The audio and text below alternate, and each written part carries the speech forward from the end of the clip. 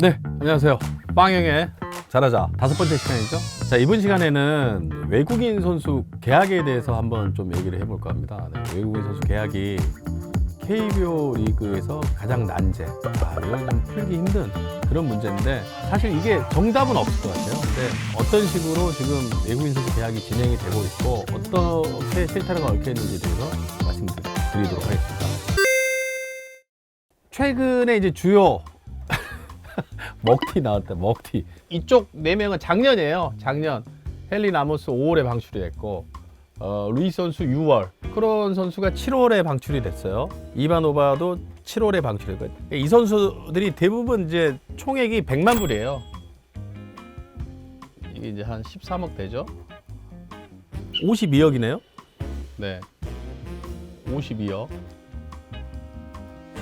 52억에서 멈추냐? 그러지 않습니다.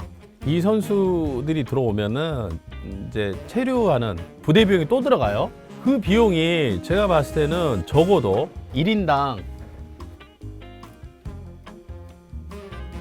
이 정도 들어갈 거예요. 왜 이렇게 많이 들어가요? 많이 들어가죠. 그러니까 생각보다 많습니다. 그렇게 따지면은 뭐 한 60억 이상이 들어가는 거죠. 2, 3, 4개월 만에 지금 다 방출이 된 거니까, 사실 작년에만 이렇지 매년 보면은 기본적으로 각 구단에 3명씩이니까 30명이면 많게는 뭐 10명도 방출이 될 수도 있고, 10명 따지면은 150억이라고 봐야죠. 굉장히 많은 돈이 매몰된다고 봐야죠. 자, 그래서 올해 하나의 버치 스미스 선수가 2.1이닝을 투구하고 부상으로 방출이 됐습니다. 2.1이니까 한 개당 얼마야? 근데 이게 지금 보시면은 외국인 선수 도입 시기가 1998년도, 그러니까 제가 선수 생활 이제 3년 차 때부터 외국인 선수들이 영입이 됐으니까 이제 한 25년 됐나요? 근데 이게 처음에는 원래 이 계약 내용이 이러지 않았습니다. 이제 구단끼리 경쟁하다가 구단이 만든 룰에 스스로 자승자박이 되는 그런 구조가 돼 있어요. 그러니까 외국인 선수 3명 보유할 수 있고 2명까지 교체가 가능합니다. 그리고 이제 새 선수를 영입하려면 웨이버 공시를 통해서 기존 선수와 결별 이후에 이제 추진할 수 있는 그런 룰이고요. 현재 KBO 리그에서 에이스급 외국인 투수를 영입하려면요, 기본적으로 100만 불을 풀 갤런티를 해줘야 돼요. 그래야 옵니다. 갤런티 안 하면 안 와요. 무조건 갤런티를 하니까 어떤 선수들은 스프링 캠프에서 아파서 돌아가잖아요. 한 경기도 못 뛰고 몸값만 전액 챙겨주는 그런 억울한 일이 좀 일어날 수밖에 없는, 이게 왜 언제부터 그렇게 됐는지는 뭐 저도 정확하게 알아봐야 되겠지만, KBO 리그 구단끼리 좀 경쟁하다가 결국 자승자박이 된 거예요.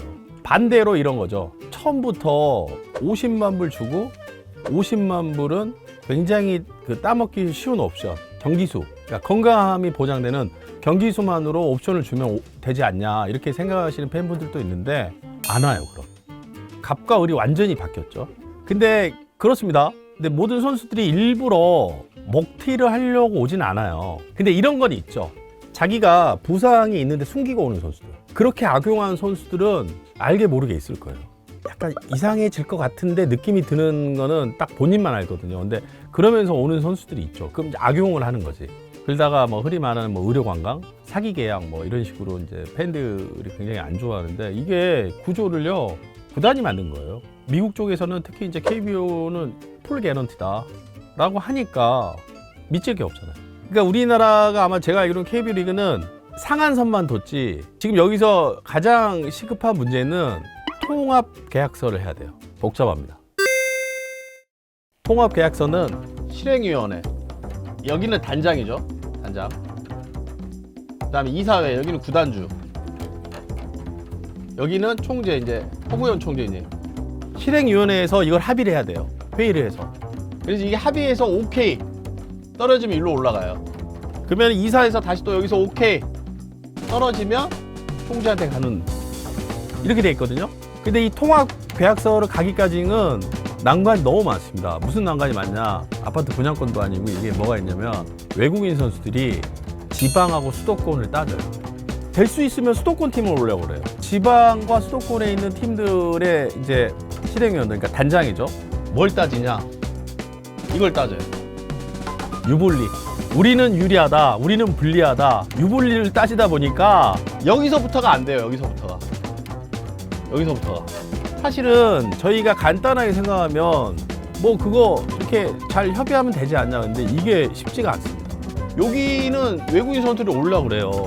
똑같은 조건이면 조금 자기 수준에 안 맞아도 수도권 팀에는 약간 더 올려는 경향이 있고, 지방 가는 걸 되게 이 외국인 선수도 좀 꺼려 한다고 해요, 지금.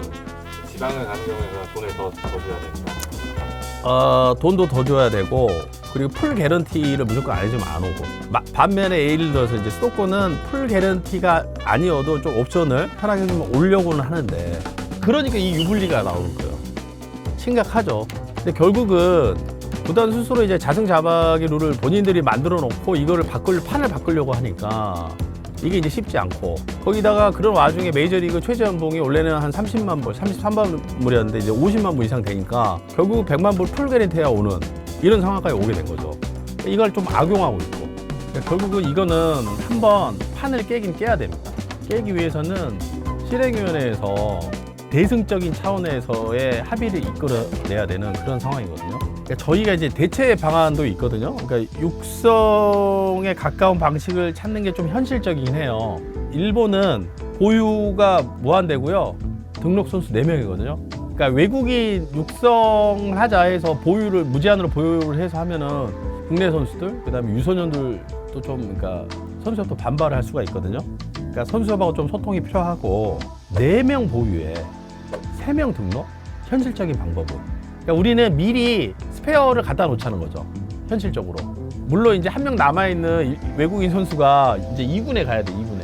그 선수들이 얼마만큼 인내심을 가지고 기다려 줄지, 사고를 안 칠지, 버틸지는 그것도 한번 실행을 해봐야 돼요. 그러면은 2명에서 3명은 저 풀 개런티를 한다면 1명은 합리적인 가격에 계약을 하는 거죠.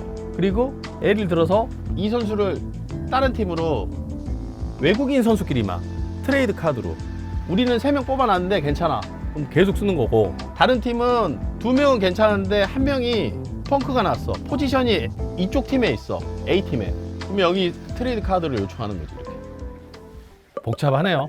그러니까 4명 보유를 해서 3명을 등록하자라는 게 조금 더 합리적인 방법 같긴 해요. 네. 야, 이거 어렵네. 근데 이게 아무튼 결국은 각 팀들이 만든 일이다. 풀 개런티 안 오면 KBO 리그는 안 오겠다라는 게 지금 미국에서 우리를 보는, 외국 선수들이 보는 우리 KBO 리그의 현실이기 때문에 이 문제는 진짜 한 번은 해결해야 됩니다. 네. 25년이 지났는데 이런 경우는 거의 드물죠. 저희가 미국 진출할 때 어떻게 해요? 미국에서는 개런티 안 해주잖아. 개런티 안 하고 옵션을 달면서 굉장히 어렵게, 구단이 유리하게, 그래도 올 거면 오고 아니면 말아라 라는 식으로 하기 때문에 쉽지 않죠. 근데 뭐 국내 여건상 이거는 진짜 최고의 난제이지 않나, 이런 생각이 듭니다. 자, 머리 아프네요. 오늘 머리 아파서 이만하도록 하겠습니다. 자, 빵영애 잘하자.